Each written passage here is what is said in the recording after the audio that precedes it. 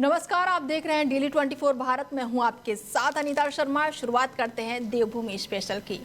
महिला सशक्तिकरण और बाल विकास विभाग की ओर से वीरांगना तीलू रतौली के जन्मदिन को लेकर कई क्षेत्रों में उत्कृष्ट कार्य कर दूसरों के लिए प्रेरणा बन रही प्रदेश की 13 महिलाओं और युवतियों के साथ स्त्री शक्ति तीलू रतौली जबकि 33 आंगनबाड़ी कार्यकर्ताओं को आंगनबाड़ी कार्यकर्त्री पुरस्कार से सम्मानित किया गया।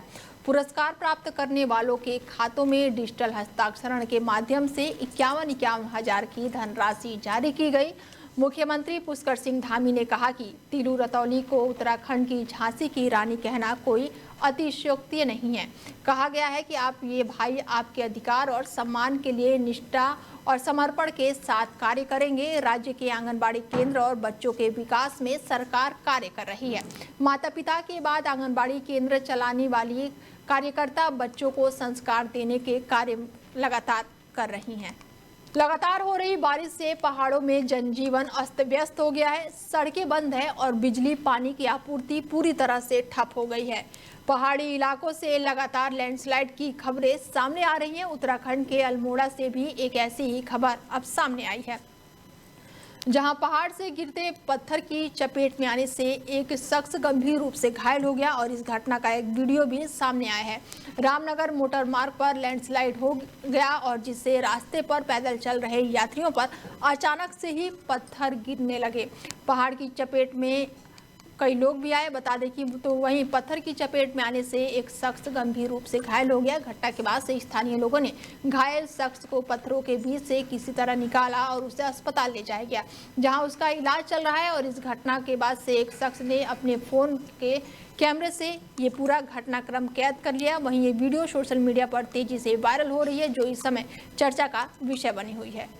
हरिद्वार में गंगा का जलस्तर बढ़ते ही अपर गंगा कैनाल को बंद कर दिया गया है और नियमों के मुताबिक गंगा में सीधा गणपति विसर्जन नहीं किया जा सकता है और इसका उल्लंघन करने पर 50,000 रुपये तक का जुर्माने का प्रावधान है। और इसके बावजूद हरिद्वार प्रशासन की लापरवाही अब सामने आई है। जिन स्थानों पर मूर्ति विसर्जन के लिए व्यवस्थाएं बनाई गई थी, वहां पर कृत्रिम गड्ढे ही नदारत मिले। श्रद्धालुओं को मार्गदर्शन के लिए सिर्फ कुछ फ्लैक्स बोर्ड नजर आए हैं, लेकिन विसर्जन कुंड ढूंढना मुश्किल लग रहा है। नगर निगम की जिम्मेदारी के बावजूद तैयारियां अधूरी रह गई। मूर्ति विसर्जन को लेकर जिम्मेदार हरिद्वार नगर निगम ही है, लेकिन मुख्य नगर आयुक्त तक को सही जानकारी नहीं थी। उन्होंने बताया है कि विसर्जन के स्थल चिन्हित किया गया है, लेकिन बैरागी कैंप पर लापरवाही हुई है और इसे दोबारा ठीक कराया जाएगा और जिम्मेदार कर्मचारियों पर कार्रवाई होगी। साथ ही श्रद्धालुओं को जागरूक करने के लिए फ्लैक्स बोर्ड लगाए जाएंगे और गंगा घाट पर प्रशासन की लापरवाही से श्रद्धालु सीधे गंगा में ही मूर्ति प्रवाहित करते हुए नजर आए हैं। इसके साथ ही व्यवस्थाएं पूरी तरह से अधूरी नजर आई हैं और अब अधिकारी जिम्मेदारी से अपना पल्ला झाड़ते हुए नजर आ रहे हैं। देखिए, माननीय एनजीटी का एक आदेश है और ये आदेश हमें एक यहाँ के प्रबुद्ध और जागरूक अधिवक्ता श्री पुनीत कंसल जी के माध्यम से भी प्राप्त हुआ था। उनके पत्र में कतिपय माननीय एनजीटी का आदेश और कतिपय सुझाव भी दिए गए थे। इसके संबंध में जो भी एजेंसीज हैं जिनको उनका अनुपालन कराना है, जैसे पुलिस हो गई, नगर निगम हो गया, इन सभी लोगों को एक पत्र नगर मजिस्ट्रेट कार्यालय के माध्यम से प्रेषित किया गया है कि माननीय एनजीटी के आदेशों का अनुपालन कराएं और साथ ही साथ उसमें ये भी अपेक्षा की गई है कि जो सुझाव उनके द्वारा अपने पत्र में दिए गए हैं, जहाँ तक संभव हो सके उन सुझावों को भी अमल में लाया जाए। जाहिर सी बात है कि अगर नियमों के विरुद्ध कोई करता हुआ पाया जाता है तो नियमों के अनुसार कार्रवाई भी की जाएगी। उत्तराखंड में सरकारी राशन वितरण प्रणाली पर एक बार फिर से गंभीर सवाल खड़े हो गए हैं। राज्य के कई जिलों में राशन की दुकानों पर वितरित हो रहे नमक में रेत और अन्य मिलावट की शिकायतें अब सामने आई है। सोशल मीडिया पर वायरल हुए वीडियो ने प्रदेश भर में हड़कंप मचा दिया है। खास बात यह है कि इस राशन में रेत और धूल के कण साफ तौर पर देखे जा सकते हैं। मामला सामने आते ही उत्तराखंड सरकार एक्शन मोड में आ गई तो वो उत्तराखंड के सभी राशन की दुकानों में मौजूदा नमक के सैंपलिंग की गई है। मसूरी में एसडीएम कुमकुम जोशी के नेतृत्व में मसूरी में विशेष छापेमारी अभियान चलाया गया, जो जिलाधिकारी देहरादून के निर्देश पर किया गया। और इस अभियान के तहत मसूरी के सभी राशन की दुकानों पर रेड चेकिंग की गई और खाद्य सुरक्षा विभाग के अधिकारियों के साथ मिलकर दुकानों में उपलब्ध नमक के सैंपल लिए गए, जिन्हें जांच के लिए प्रयोगशाला भेजा गया है। विशेष बात यह है कि ये नमक सरकारी ब्रांडिंग के तहत वितरित किया जा रहा है और जिस पर प्रधानमंत्री नरेंद्र मोदी, पुष्कर सिंह धामी और कैबिनेट मंत्री रेखा आर्या की तस्वीरें छपी हुई है। और अब सवाल उठता है कि जिस ब्रांड के प्रचार में सरकार का भरोसा झलकता है, क्या उसी में मिलावट की शिकायतें आना एक बड़ा षड्यंत्र है? वायरल वीडियो में कुछ उपभोक्ताओं ने कैमरे पर साफ तौर पर बताया है कि उन्हें जो नमक मिला है उसमें रेत और धूल इतनी ज्यादा है कि खाना बनाना भी अब मुश्किल हो गया है। ये वीडियो सोशल मीडिया पर तेजी से वायरल हो रही है और आम जनता का गुस्सा और भय दोनों में लहर दौड़ गई है।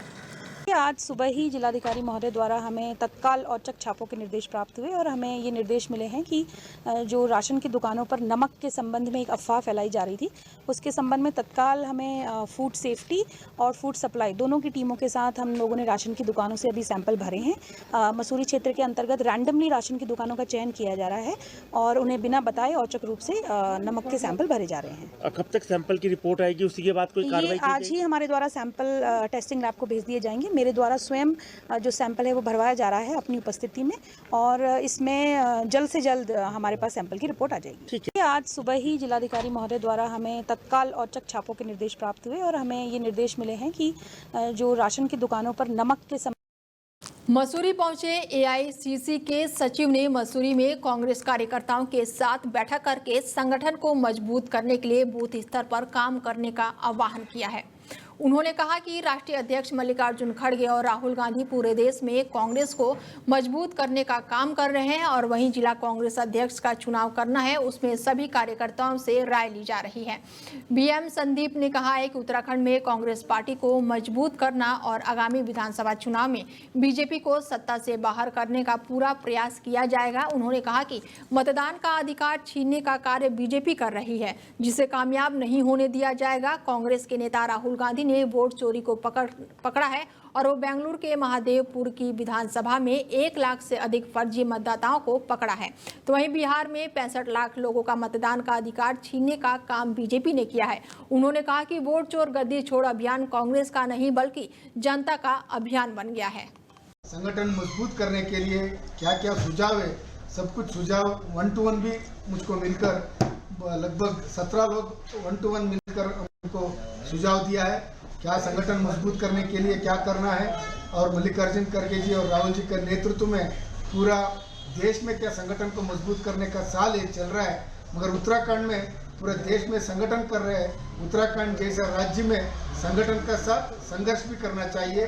बीजेपी का करप्ट गवर्नमेंट को बाहर निकालने के लिए संगठन मजबूत होने पहले इम्पोर्टेंट है। इसलिए ये जिला कांग्रेस अध्यक्ष का सिलेक्शन प्रोसेस में कितना लीडर्स को मिलना चाहता हूँ उतना लीडर्स को मिल रहा हूँ, कितना वर्कर्स को मिलना मेरे को चाह रहे हैं उतना वर्कर्स को मिलकर सबका राय लेकर सबका राय क्या है हमारा लीडरशिप को पहुंचाने का काम मैं कर रहा हूँ। सर, वोट चोर गद्दी छोड़ अभियान कांग्रेस पार्टी का अभियान नहीं है। अभी ये अभियान पूरा लोगों को अभियान बन गया। क्यों वोट चोर गद्दी छोड़ सिर्फ कांग्रेस पार्टी को नुकसान नहीं हो रहा है। अंबेडकर जी का नेतृत्व में हमारा देश में पहले दिन से हर एक जाति जनांग वर्ग विशेष महिला को पहले दिन से वोटिंग का राइट्स दिया था। संगठन खबर जनपद उधम सिंह नगर के खटीमा से है, जहां पर खटीमा में लगातार हो रही बरसात के कारण सभी आसपास के गांव भी बुरी तरह से प्रभावित हुए हैं। तो वहीं हो रही भारी बारिश के कारण खटीमा में जनजीवन अस्त व्यस्त हो गया है। तो वहीं निचले इलाकों में जलभराव होने से लोगों को काफी क्षति हुई है और इस दौरान खटीमा प्रशासन ने कार्रवाई करते हुए राहत और बचाव कार्य किया है और कई लोगों को सुरक्षित स्थानों पर पहुंचाया गया है।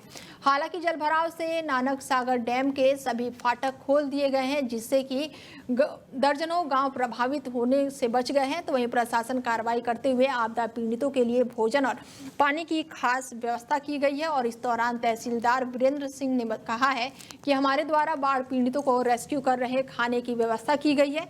बाढ़ पीड़ितों का सर्वे करने के बाद से प्रशासन द्वारा उनकी सहायता की जाएगी। हमारे राजस्व उपनिरीक्षक, राजस्व निरीक्षक और अन्य जो फील्ड में कार्यरत कार्मिक है उनके द्वारा जो भी अभी तक जानकारी आई है उसमें जो ये 3 दिन लगातार अतिवृष्टि हुई है उसमें किसी प्रकार की कोई पशुहानि या जनहानि की कोई सूचना नहीं प्राप्त हुई है। किसी के घरों में पानी घुस गया है, छोटी मोटी क्षति हुई है, उसका आकलन क्षेत्रीय पटवारियों द्वारा किया जा रहा है। आकलन उपरांत शासनों के मानकानुसार कार्रवाई की जाएगी। फिलहाल देवभूमि स्पेशल में मेरे साथ इतना ही। दीजिए इजाजत, नमस्कार।